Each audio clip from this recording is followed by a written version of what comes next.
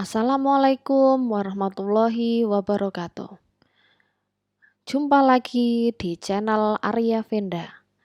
Pada kesempatan ini kita akan belajar mengenai independent sample t-test. Nah, independent sample t-test digunakan untuk membandingkan rata-rata dari dua kelompok atau dua sampel yang berbeda, sehingga dua sampel ini dikatakan independen atau tidak saling mempengaruhi. Misalnya ada sampel A dan sampel B. Prinsipnya, independent sample t-test digunakan untuk mengetahui apakah ada perbedaan mean atau rata-rata antara dua populasi melalui mean dua sampelnya.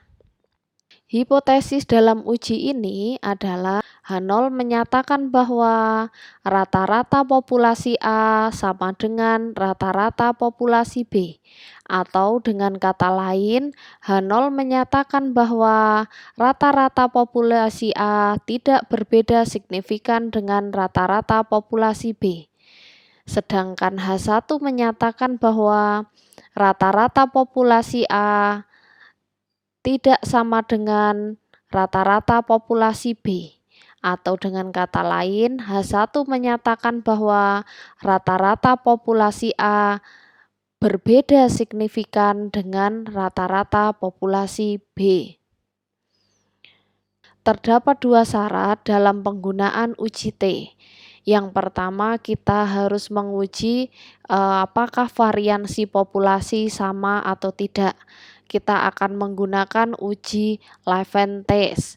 Kemudian yang kedua adalah data memiliki distribusi normal. Untuk mengetahui data berdistribusi normal atau tidak, kita menggunakan uji Kolmogorov-Smirnov atau Shapiro-Wilk.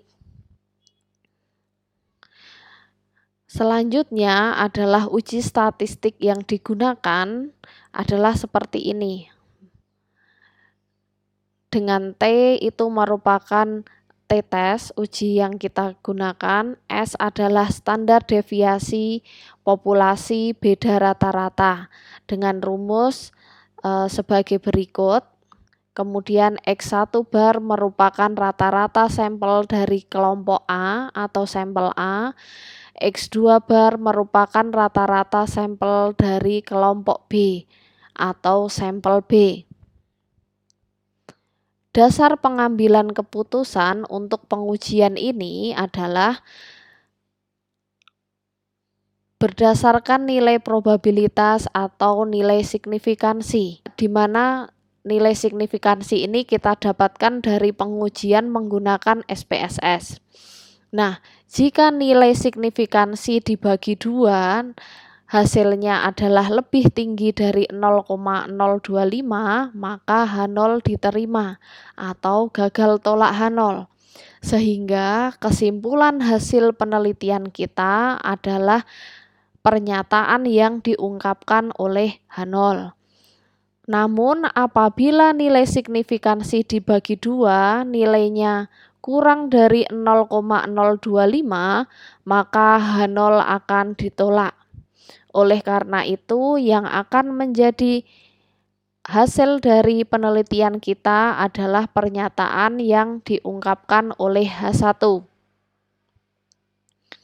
Berikut ini contoh kasus penerapan dari uji T, yaitu independent sample t-test.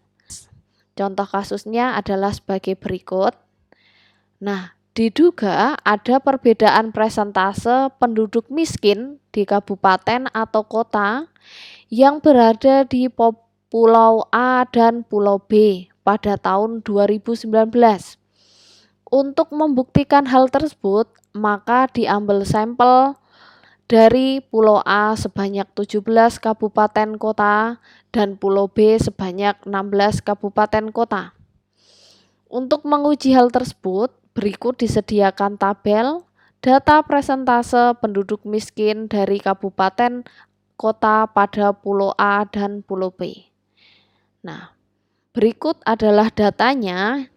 Dari Pulau A terdapat 17 kabupaten kota yang dijadikan sampel, sedangkan di Pulau B ada 16 kabupaten kota yang dijadikan sampel. Nah, bagaimana cara mengolah datanya menggunakan SPSS? Maka kita bisa mengkopikan data ini ke dalam data view pada work file SPSS.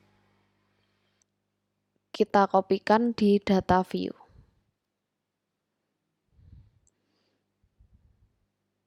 Kemudian bisa kita berikan nama variabel terlebih dahulu. Ini kita rename, kemudian kita ketikkan presentase underscore penduduk miskin. Kemudian variabel kedua pulau. Nah, di bagian variabel kedua, pulau ini kita klik values, kemudian kita ketikkan 1 dengan label Pulau A, kemudian value 2 dengan label Pulau B. Data yang sudah tercopy di sini merupakan data dari Pulau A, sehingga bisa kita tekan angka 1 untuk semua data yang sudah di-copy di dalam work file data view. Ini dapat kita copy saja, Ctrl V di sini. Presentase kemiskinan ini berasal dari Pulau B. Ctrl V. Jika kita klik view, kemudian kita klik value label, maka otomatis yang angka 1 akan berubah menjadi Pulau A, sedangkan angka 2 akan berubah menjadi Pulau B.